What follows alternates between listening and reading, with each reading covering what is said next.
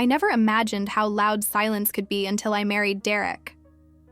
We'd been together for almost 12 years, and yet for the last 3, I often found myself sitting at the dining table across from a man who barely acknowledged my presence. Derek wasn't cruel. He wasn't loud, aggressive, or violent. He was simply absent. Even when he was home, his attention remained tethered to his phone, his laptop, or the glowing stock market graphs he loved more than conversation. His company was a routine, his affection a memory. I used to think our distance was temporary, just a phase we'd outgrow. But time, it seemed, had a way of hardening the emotional gaps between people.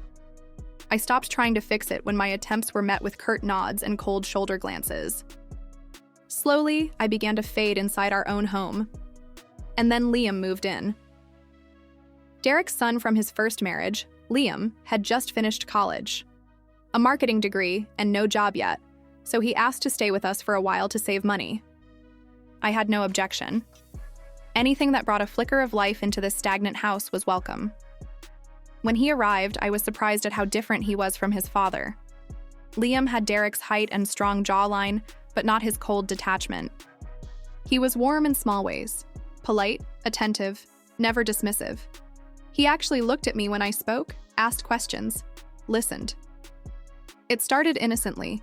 Liam offered to help with the groceries when he saw me struggling up the steps. He fixed the clogged kitchen sink without being asked. When I thanked him, he smiled and said, "You've done a lot for this house. It's the least I can do." That simple acknowledgement stirred something in me, something I hadn't felt in years. Derek barely noticed Liam's presence. Most evenings, he'd return home late, kiss the air near my cheek, and vanish into his office. Dinner was either a silent affair or eaten alone. I took to preparing meals for just myself and Liam. He'd sit with me, asking how my day was, sometimes sharing stories about college or his friends back in Boston. One evening, the back garden lights gave out. I mentioned it casually over dinner, mostly talking to myself. The next afternoon, I found Liam out there on a ladder, replacing the bulbs, cleaning the fixtures, untangling cords. When I offered him lemonade, he grinned. "Couldn't let you stumble around in the dark," he said. It should have ended there, but something about the way he looked at me, eyes slightly lingering, a warmth that held no obligation, made me feel seen. I told myself it was nothing, that I was just lonely and Liam was simply being kind. But it continued. We found rhythms together. Folding laundry while talking about films, sharing cups of coffee early in the morning before Derek woke. He began calling me M, a shortened version of Maya, after I complained about always being called stepmom. He said, it suited me, strong and simple. It was ridiculous how easily I craved his attention. One night I was struggling with my phone. The screen was frozen and I couldn't reset it. I called out to Liam from the living room. He sat beside me on the couch, his thigh brushing mine. He leaned in, his fingers warm against my hand as he guided me through the settings. The closeness made me pause. His cologne faint but distinct, the rise and fall of his breath too near. I looked at him. He looked at me. Nothing happened, but the moment lingered like fog in a closed room. After he went to bed, I stared at the garden lights glowing through the window. There was something haunting about their steadiness, as though they knew something I didn't. Was I imagining this pull between us? Or was something unspoken beginning to take shape? The next morning, I caught myself choosing a softer blouse, one that hugged my waist a little more. I told myself it was coincidence. I told myself a lot of things, but deep down I knew. I was opening a door I had no business even touching. And Liam? He was already standing on the other side. It wasn't just my imagination. Something had changed between Liam and me. It hung in the air during every shared glance, every subtle touch that lingered a second too long. We didn't speak about it, didn't even acknowledge it aloud, but we both knew. We were dancing around something dangerous. Derek, oblivious as ever, remained a ghost in his own home. Days passed where I saw more of Liam than of my own husband. Derek's late meetings had turned into overnight business trips. He barely texted, let alone called, and I stopped asking when he'd be home. One Thursday evening, it rained hard.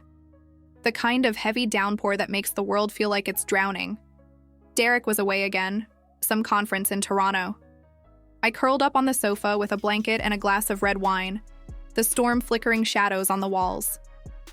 Liam came in, his hair damp from running to bring the patio cushions inside. "Power's flickering," he said. "You okay in here?" I nodded, just enjoying the drama of it all.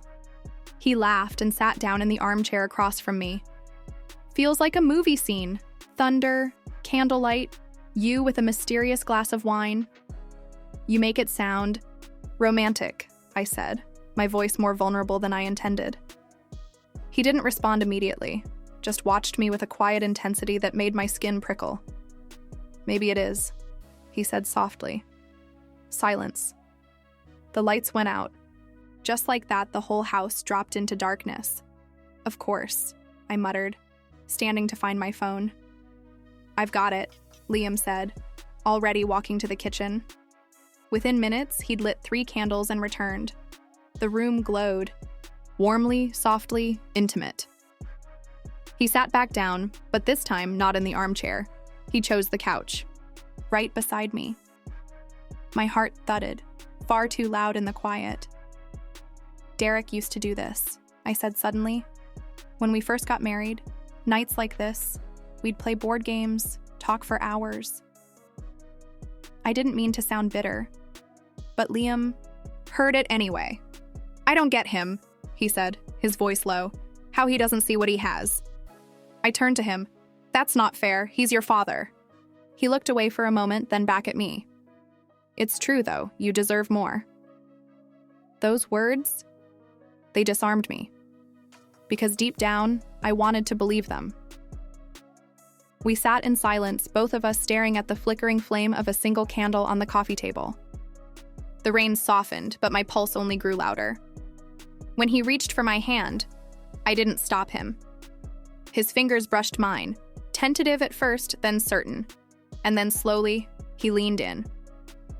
I should have moved. I should have pulled away, but I didn't.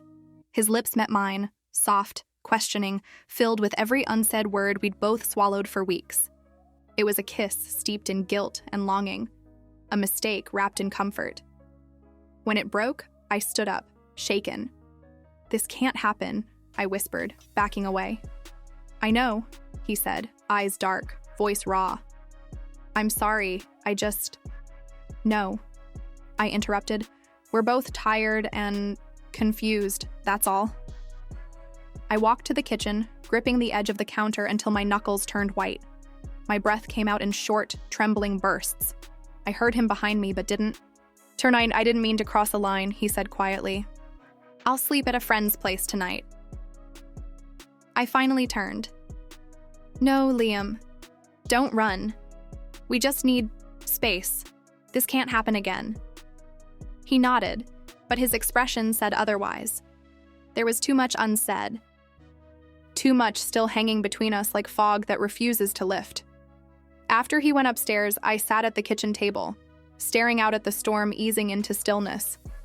The garden lights were still glowing, soft, steady, unbothered. How ironic, I thought, that something as fragile as a light bulb could hold more consistency than my own marriage. I told myself it ended with that kiss. But deep down, I knew I'd already opened a door that wouldn't close so easily. I avoided him for 3 days. Every time I heard Liam's footsteps in the hallway, I found an excuse to walk in the opposite direction. I filled my time with errands I didn't need to run, with chores that didn't need doing. But even silence has a breaking point.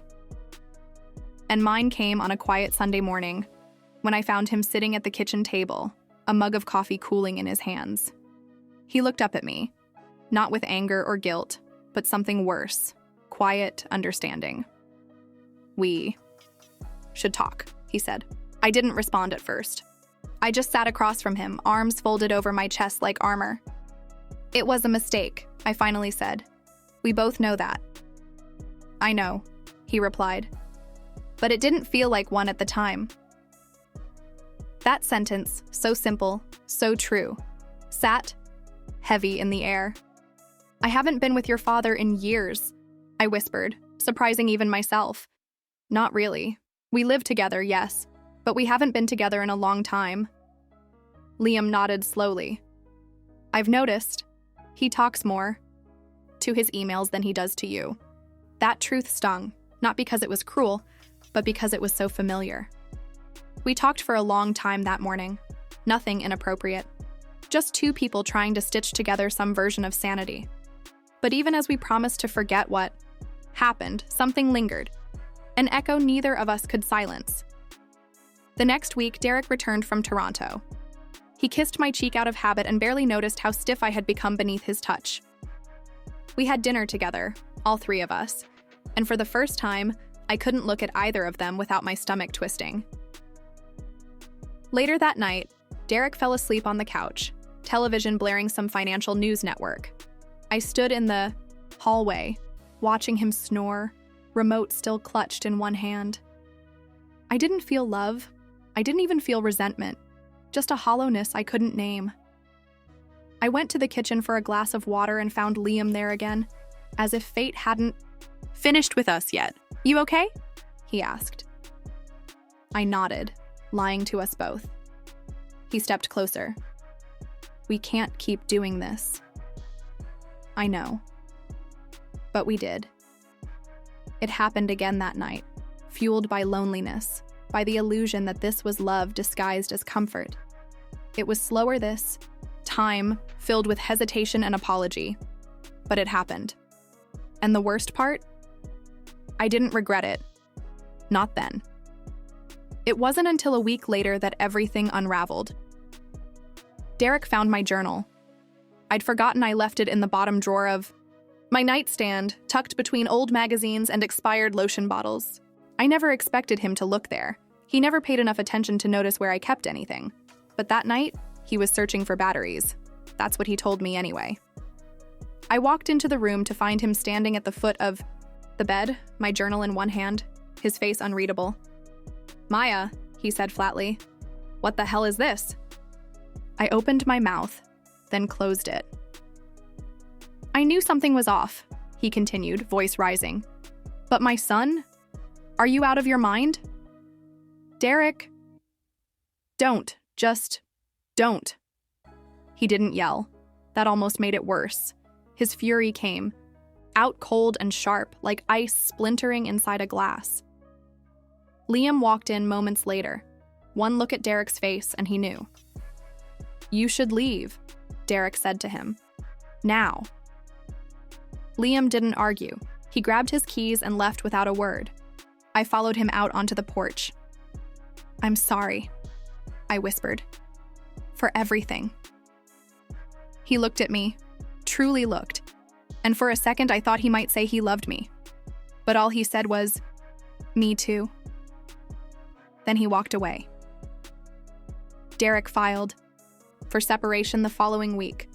No drama, no therapy, just a quiet disassembling of a life we'd both stopped tending long ago. Now, months later, the house is quiet in a different way. No footsteps in the hall, no laughter in the kitchen. Just me and the hum of memory. The garden lights still work. Liam fixed them well. Sometimes I sit by the window at night, watching them glow, steady, silent, and whole. I asked my stepson for help. What happened next destroyed the little that was left of a marriage already withering. But in the wreckage, I found something unexpected. A truth I couldn't run from any longer. I had stopped living long before I crossed a line. That kiss didn't break me, it woke me up.